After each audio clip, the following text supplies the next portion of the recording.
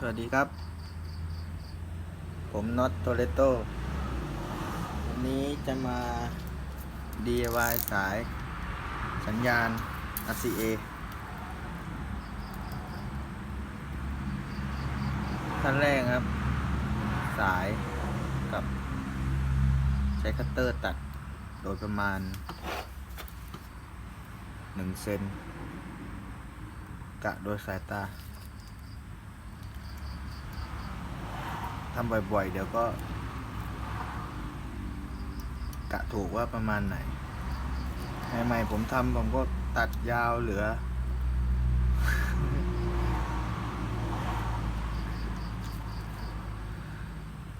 พังไปหลายอันเลย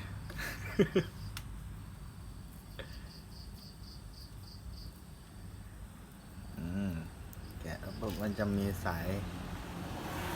ลวดนี้ถักอยู่ภาพไป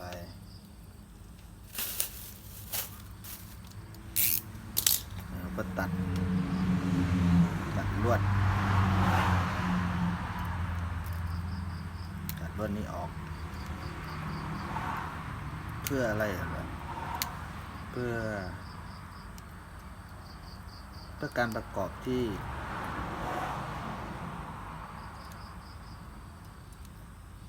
สะดวกขอบอกก่อนนะครับนี่มันเป็นในแบบฉบับของผมนะครับไม่ได้ผมก็ไม่ได้ศึกษาจากตำราอะไรที่ไหนถ้าถูกผิดยังไงชี้แนะกันด้วยนะครับผมก็เป็นมือใหม่อยากจะมาแนะนำเพื่อนๆที่อยากลดค่าใช้จ่ายโดยการทำสาย RCA ส่งสัญญาณเกี่ยวกับเครื่องเสียงเองประหยัดต้นทุนไม่ได้เยอะเลยครับตัวนี้ก็จะเป็นฟอยล์ห่อหุ้มสายสัญญาณข้างในให้เรามีดกรีดเบาๆเราก็จะฉีกออกมาได้เลยมันจะเป็นแบบนี้หลายชั้นครับนี่ชั้นสุดท้ายเป็นเชือกโดยส่วนใหญ่ก็จะใช้คัตเตอร์ทำงานเป็นหลักเราก็ตัดเชือก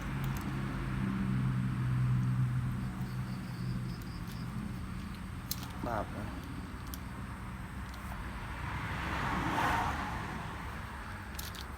ใช้เวลานานเหมือนกันครับต่อหนึ่งหัว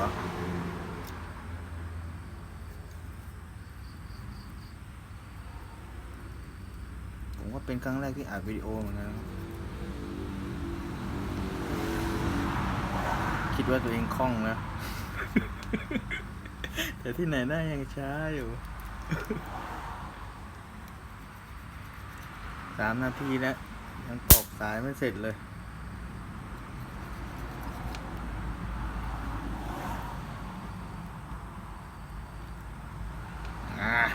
เจอตัวพระเอกมันแล้ว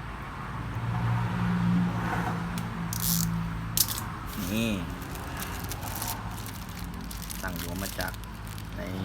อินเทอร์เน็ตนี่มันก็จะคู่ของมันสายเราไปเลือกซื้อสายตามร้านนี่รถซิ่งวิ่งผ่านตามร้านขายอุปกรณ์เครื่องเสียงครับบอกเขาว่าเอาสายสัญญาณข้างใน2 เส้นแล้วก็เลือกที่มันพอดีกับตูดเห็นไหมพอดีกับตูดตรงนี้มันตูดตรงเนี้ยทีนี้เราก็ถอด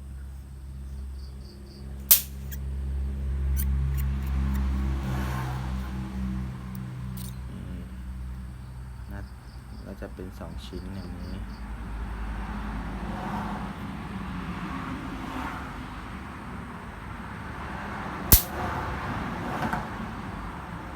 เราก็จะใส่ตัวนี้ก่อนเข้าไปในสายผมเลือกมาพอดีเลยสวยงามมาก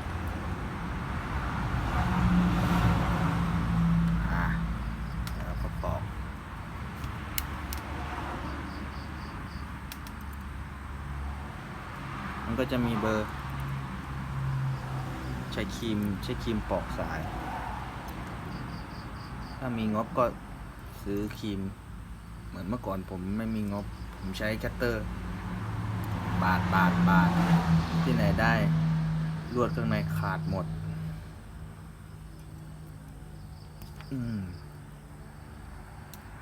ใช้ครีมแบบนี้จะดีกว่า เพราะว่า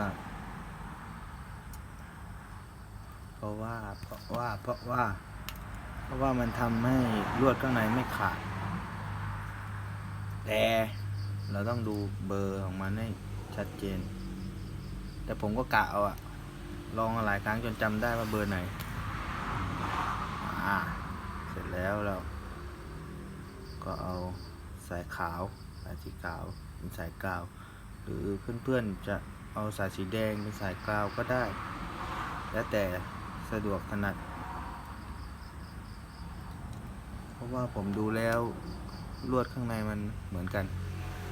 ที่ชุบโรเดียมมาใช่ไหมน่าจะไม่ใช่อ่ะขอโทษด้วยนะครับใส่ไปปั๊บแล้วก็คีบใช้ตัวนี้หนีบสายสีดำเพื่อความแน่นเวลาเราใช้งานมันจะได้ไม่หลุด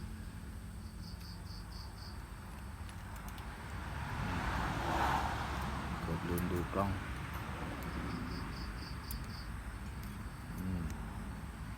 นั่นแหละ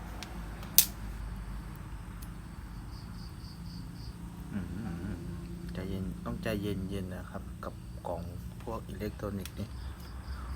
ผมนี่เป็นคนใจร้อนต้องเล่นกับมันเยอะๆก็เลยใจเย็นขึ้นมานี่ไอ้ที่หนีบไม่รู้ก็เรียกอะไรอ่ะผมไปซื้อจากร้าน DIY มาอันละ10 กว่าบาทช่วยได้เยอะ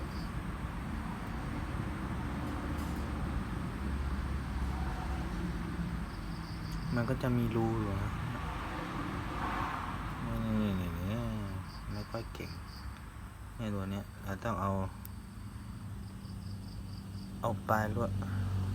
สายสัญญาณเนี่ยเข้าไปในรูเนี้ยแล้วเราถึงจะบัดกีได้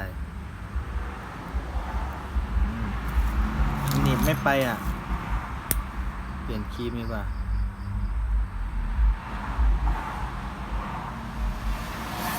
ก็ไม่ถึงกับแข็งมากแต่ว่าพอสั้นแล้วมันเลยแข็ง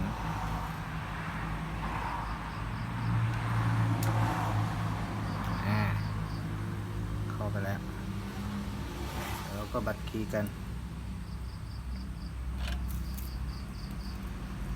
เห็นไหมบัดคีย์ก็มีคลิปสอนบัดคีย์อยู่มากมายใน YouTube ผมก็ศึกษาจากใน YouTube เหมือนกันต้องขอบคุณ YouTube นะครับ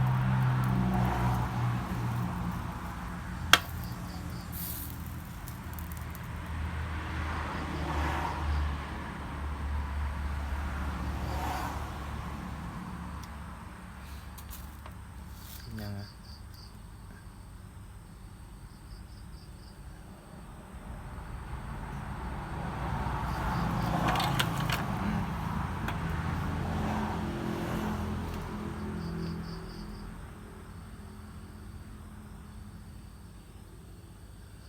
ภาพมันเบลอ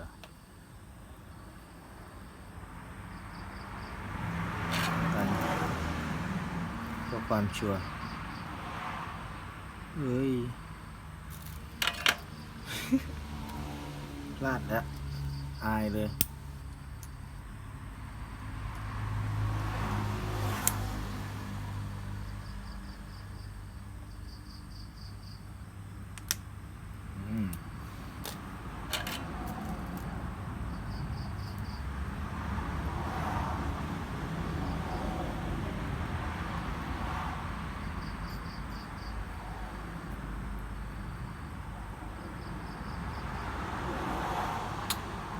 มืดแล้วด้วย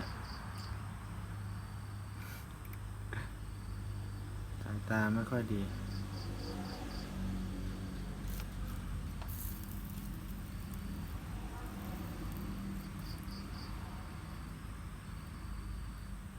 ความชัวร์ครับ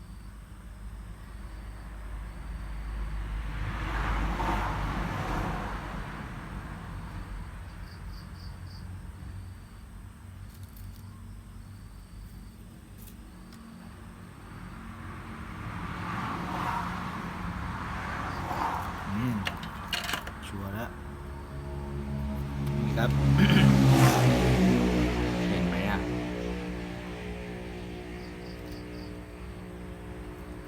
โอเคเสร็จแล้วก็ไปกันต่อที่สายกาวเราก็จะตัดมันอีกครั้งหนึ่งปอกก่อนครับปอกเสร็จปุ๊บแล้วก็ตัดพยายามอย่าให้ปลายมันยาวให้อยู่ลักษณะนี้ครับมันจะพอดีและดีสวยงามไม่ใช่ดีหรอกสวยงามในแบบฉบับของโตโยต้นะครับ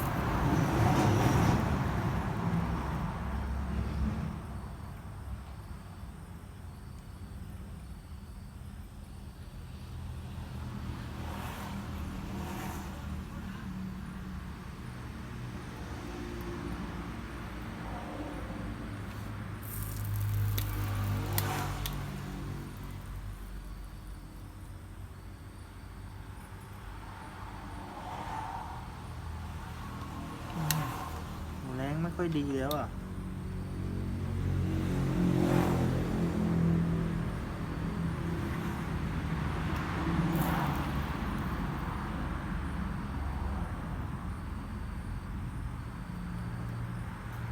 อะไรเนี้ย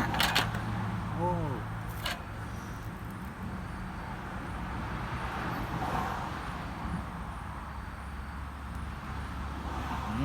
โอเคได้อยู่เสร็จ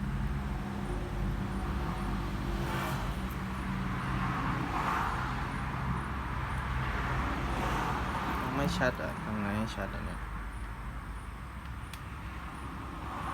โอเค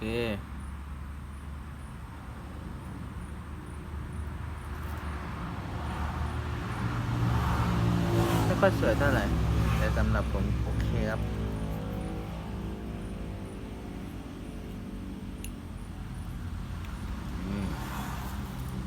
ทีนี้เราก็รูดมันขึ้นมาหมุนกับมือไม่ต้องใช้ครีมนะครับเพราะของพวกนี้มันบอบบางเราไปใช้ครีมจับนี่ตรงหัวเนี่ยหรือตรงเนี้ยมีรถซิ่งแล้วมันจะทำให้บุบได้หรือบูบี้ได้เสร็จแล้วครับ